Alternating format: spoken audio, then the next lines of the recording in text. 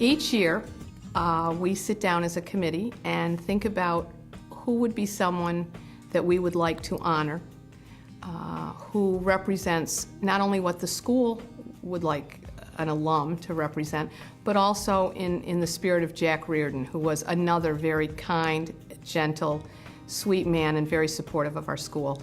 So we say to ourselves, you know, what are the qualities of this distinguished graduate? Someone who's helped the community, someone who's been kind to the school or is a friend of the school, someone who supports our mission and appreciates the work we try to do for some wonderful children. This year, Dan's name kept coming up over and over again. We only had one problem.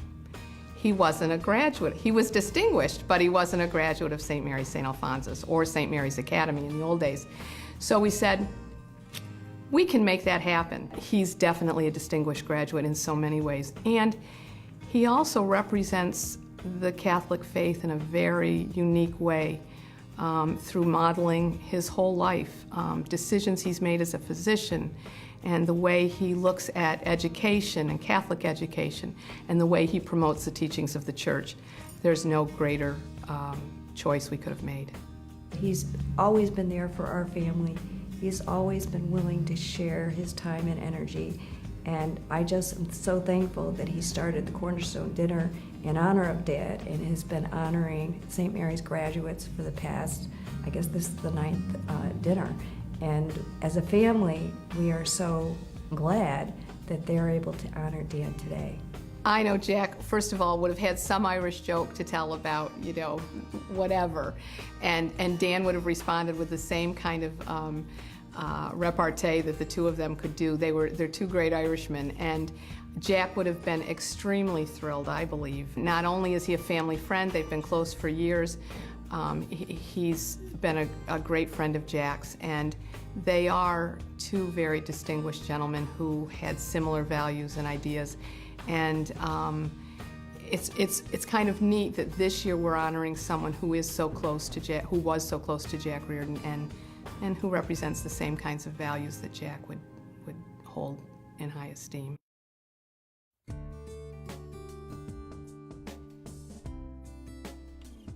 Oh, his family was very much, his mother was a very religious person, and so was his dad, and they were, you know, they came under a very strict and, you know, principles meant a lot to his father and mother, and I think he was raised that way.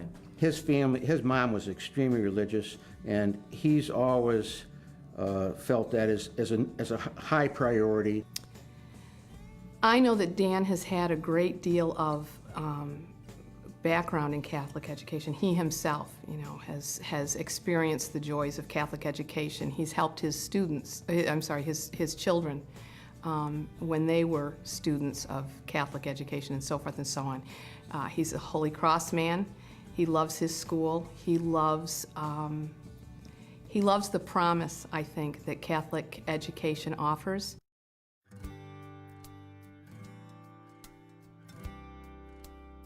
He mentioned to me that when he first started practice, it was always slow in those days. You just didn't walk into town like they do now and set up shop. You had to depend on referrals, and it took a long time to get going. So he was at St. Mary's, like, this is 1951 range. Monsignor Kelly, who was the parish director at that time, offered him a job of doing sport physicals.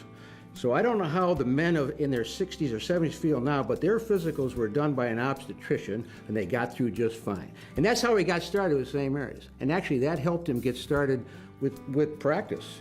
I've known Dr. Dan my whole life. If you were a member of the Hogan clan, Dr. Dan more likely than not delivered you and was the first person that touched you as you entered the world.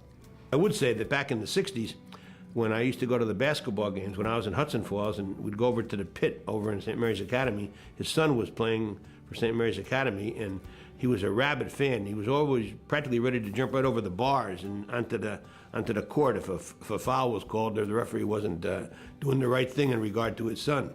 Right from the very beginning, when I was young, he always made it a high priority to do basically the right thing. It was the Catholic faith, and that was kind of, we always were brought up on that issue, but I think that would apply to anything. But there was no taking a corner for any unnecessary reason. He puts action, not just words into his life. I mean, every day he goes by and picks up Mrs. Landry, and they go to church together, and then they'll go over to Poopy's for breakfast. And, this is like a daily routine, and it's not just talk. I mean, he's there 7 days a week, 365 days a year. And more than that, just in his whole life, when he practiced, he was always helping out people who didn't have money. He would he would take care of people, and he was always trying to do something extra for people. And I mean, these are just, Christian attributes that he has. And I think that's really what your faith is seeing God in everyone that is around you.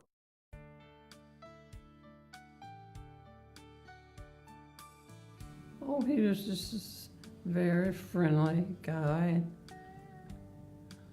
Liked everything to eat. Yeah. He would do anything for anybody. Oh, yeah. Yeah. Everybody's friend. Well, he's a legend of tennis. I say he's a legend of North Creek. He's a legend of Glens Falls. He's a legend of the hospital.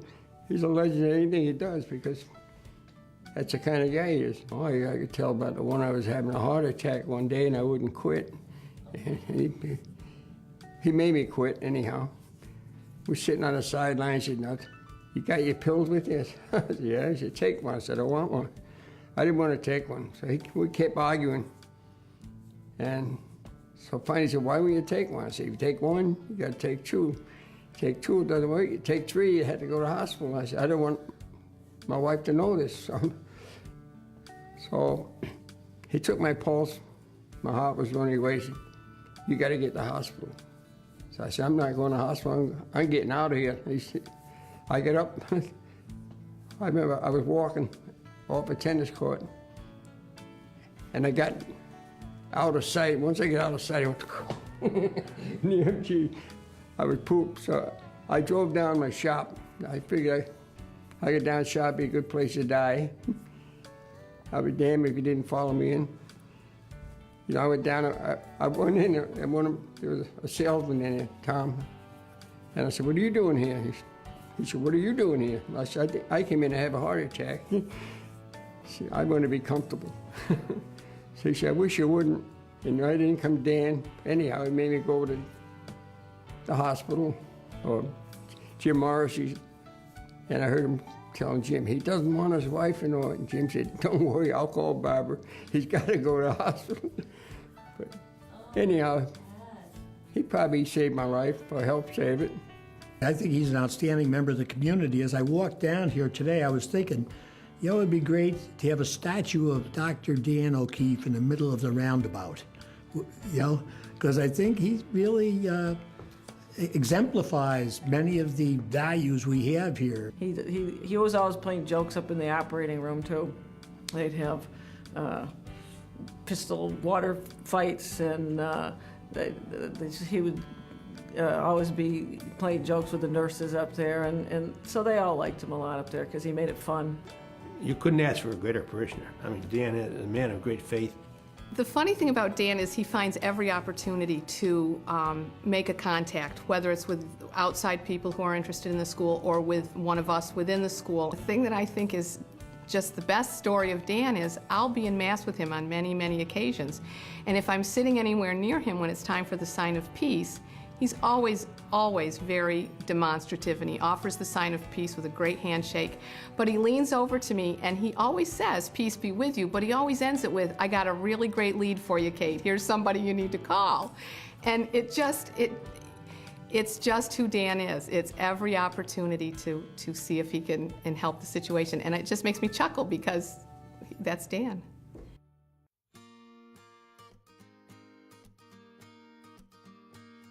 I think he's a man of religion, a man of extreme strength. When he's focused on something, you better get out of the way, because it's going to get done. And I think the third thing is he's very devoted to the community. There were many people like him in that time, but they put a lot of extra commitment into other things besides just the practice of medicine. He helped you a lot. He was helpful. He'd help anybody. Yep. So fun, helpful, Yep. and friendly, Very friendly. and a good eater. Well, he's a faith-filled person. He's a really strong Catholic Christian. He's very generous, as everybody knows, especially to the school. Enthusiastic. Like I say, he's always laughing, telling a joke. Energetic. Yeah. I think he's an outstanding member of the community. Tenacious, hardworking, and fun-loving. Well, he's not a mechanic. He's just a great guy. He's fun to be with, and Dan is a great family man in regard to his children and everything, and he is a faithful, loyal Catholic and a great supporter of not only the church, but of St. Mary's Academy, the school. He was particularly dedicated and devoted to the school. I think that's why it's so fitting that he's going to be the recipient of the award this year at the Cornerstone dinner. Dr. Dan is enormously intelligent. He has a deep compassion for his fellow man, and he has a fervent faith that gets him through any challenge. And that's a marvelous combination to have. 3 adjectives for Dan. Exuberant. He just lights up the room when he comes in. Helpful. That's not a very good adjective perhaps, but he's extremely helpful and faith-filled.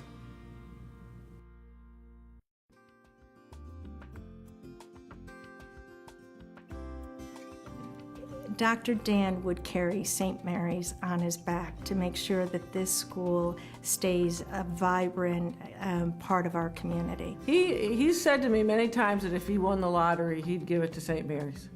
That he feels it's just something that's deep in his heart. It's his charity of choice. He's always said that. He's always working for that. He really feels that St. Mary's builds the whole person. You're not just learning math or reading. They're building a whole person, and I think that's really important to him because at the end of the day, it's having a moral rudder that makes you the person you are. Well, just that, I mean, looking back over his background, as you read his life and everything, any person that's delivered over 10,000 babies and has so much contact with people in the area, I mean, everyone has to practice in the area has to know him or know of him if they don't know him personally.